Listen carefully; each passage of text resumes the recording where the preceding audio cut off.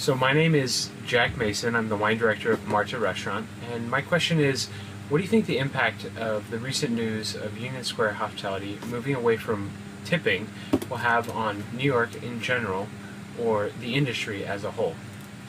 This is a really interesting conversation. Ben, the CEO of Resi, an app I'm involved in, had a great discussion with some thought leaders in the restaurant space around this. It's very fascinating. So I think Danny is amazing and always innovating and doing incredible things, and I think it's amazing that he's doing something that I think really takes care of his staff and his internal culture. I think it's interesting. You know,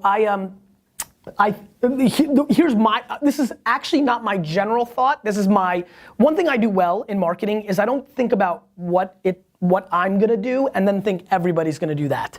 It's been very successful for me. I try to think of the general masses. I have a vibe for that. It's not what I thought about Twitter. I mean, I don't even like social media. What do you think about that? Like, I don't know, like if I wasn't in the marketing and business world, I don't think I'd be really using it. Like, I never took pictures as a kid. Like, why do you think I have no Throwback Thursday pictures? There's no freaking pictures of me in my life, Mom. And so, that's a little inside joke with my mom. She made all mental pictures. So I think that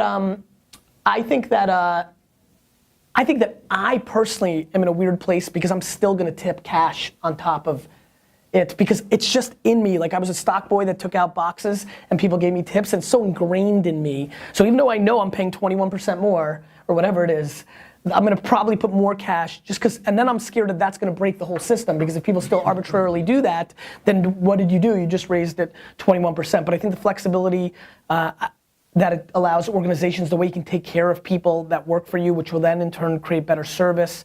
You know, I also think that an interesting model could have been just raising the food prices in general. I think that's a fascinating thing about the restaurant world. You know, the truth is I really don't know. I think that I wonder for people that are, I think the economy's very good right now.